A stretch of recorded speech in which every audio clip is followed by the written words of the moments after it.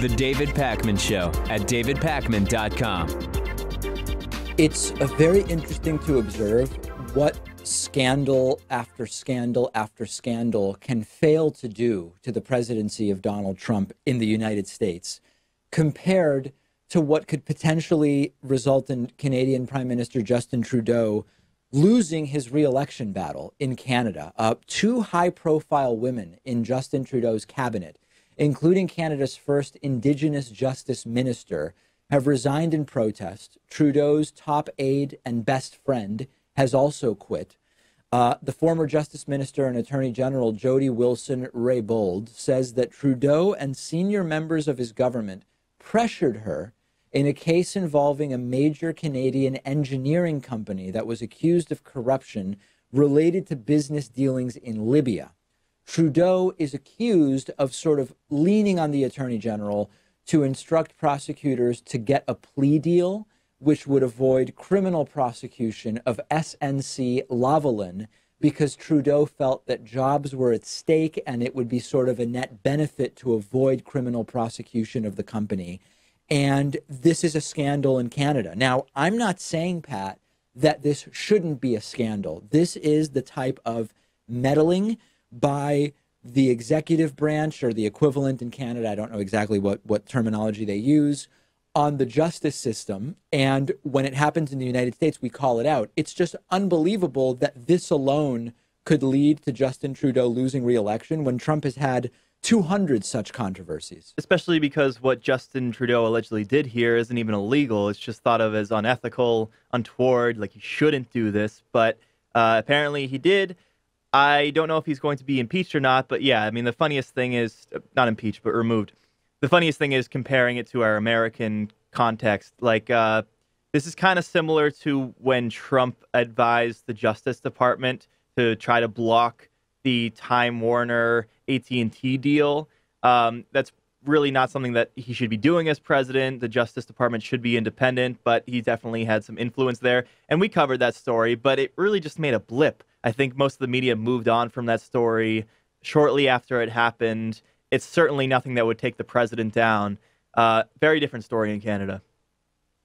Yeah. Now, one other difference in the defense of Time Warner and AT&T Time Warner did not ultimately get accused of crimes, whereas SNC Lavalin has ultimately been accused of fraud and corruption charges related to payments of supposedly $35 million in bribes to public officials. They've pleaded not guilty.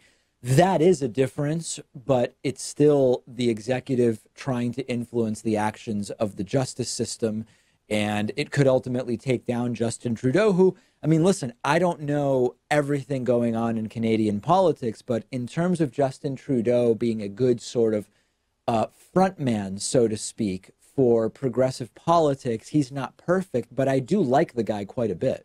Yeah, and this just shouldn't be something to take down a world leader, I think. You have to have something more than this. You have to have a sex scandal or some financial crime scandal. Something illegal has to be done.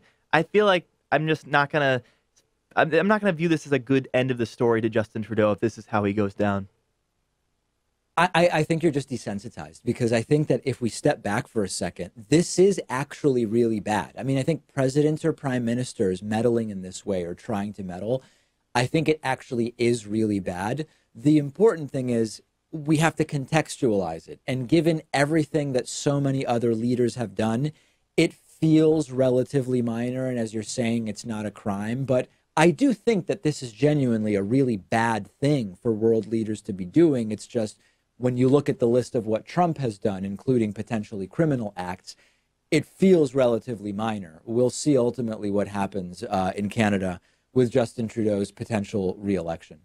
We move the clocks forward on Sunday. Lost an hour of sleep, but now the sun sets much later, which I like.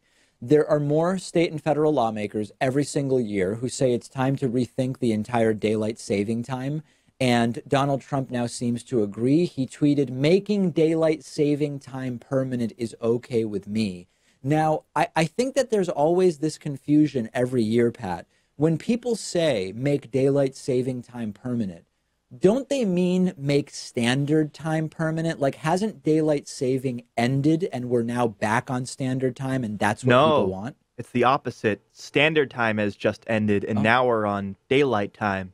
So what we want is for it to be the time between March and what is it, like November, October, when the clocks change back. That's the prime period of time. That's daylight savings time, and that's what we want to keep.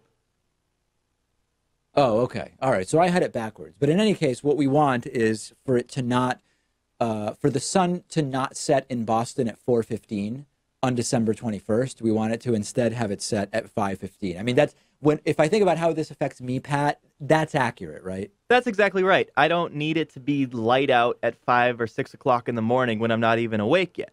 I'd much prefer it to be light out at 3:45, 4:30, which, sometimes right now in Boston, it'll get dark at that time. Luckily, not anymore because we're back to daylight savings time. But it's just so depressing. Like, I hate leaving work and it's already dark outside. It feels like the day's already over. And I think this is something that should change. Like, there's no reason not to move to permanent daylight savings time.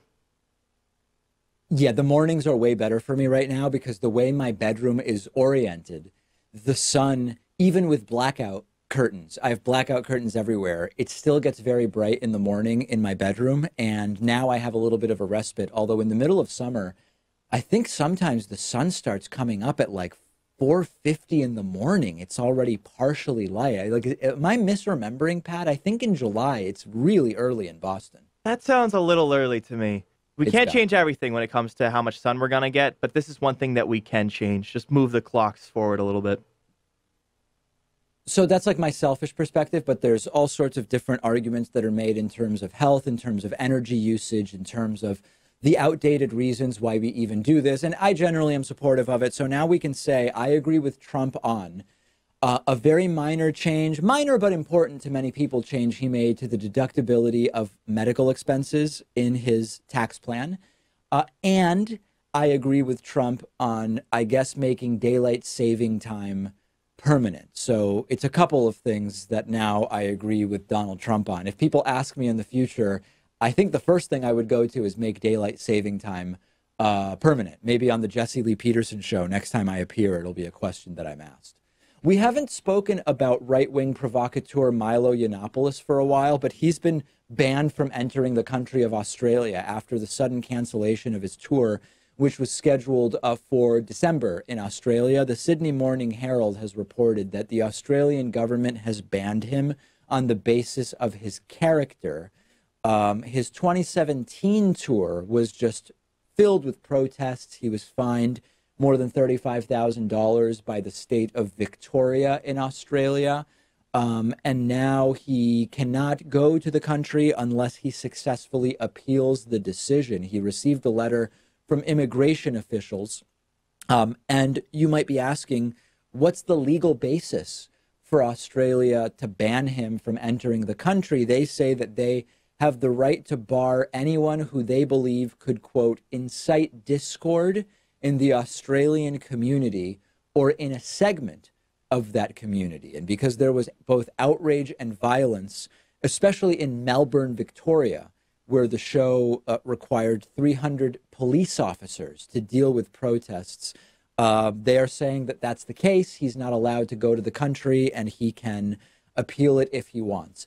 I get it, but I do think that it's sort of problematic to say he can't go into the country. I think it would be perfectly reasonable to say you are not going to be allowed to do public events, for example, or you are going to have to pay for the police presence, or I don't know what. But to say he can't come in even though no crime has been committed, it seems a little bit dubious to me, but it's legal under Australian law. Yeah, I mean, a country has the right to decide which people it wants to let in and which people it wants to leave out. So I think they're perfectly within their rights to do that. But I tend to lean on the side of free speech, and I think that Milo should be able to go to Australia if he feels so inclined. Australia has also banned Chelsea Manning and Gavin McInnes, two other controversial figures. But at the end of the day, I think Milo is kind of irrelevant because, back a year or two ago, those comments surfaced about him seeming to give some sort of tacit support to men having sex with boys, and his stock has gone down significantly since that. I don't think he's going to be able to pull the crowds that he was able to 2 years ago when he went to Melbourne.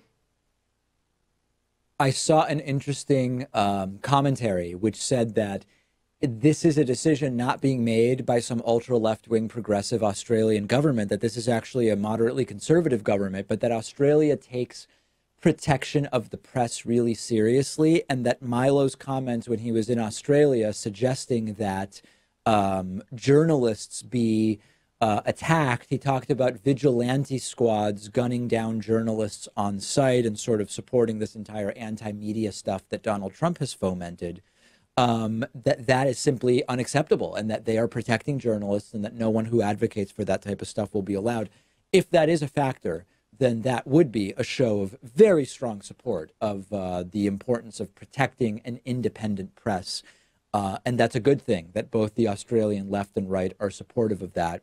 Curious to hear from the audience. Should he be banned from the country, or should there be some other approach to prevent the disastrous fiasco that happened from happening again without saying he's not allowed in the country? Let me know. I want to hear from you about this. Glad to follow up if people have strong feelings, although my suspicion is that most in our audience will say, even if I sort of have a problem with them banning him from the country, I really don't care about Milo, and he's an absolute disastrous negative influence. Absolutely disastrous negative influence. And any country is better off without Milo there. But if the audience disagrees, let me know, and we will do a follow-up. The David Pakman Show at davidpakman.com.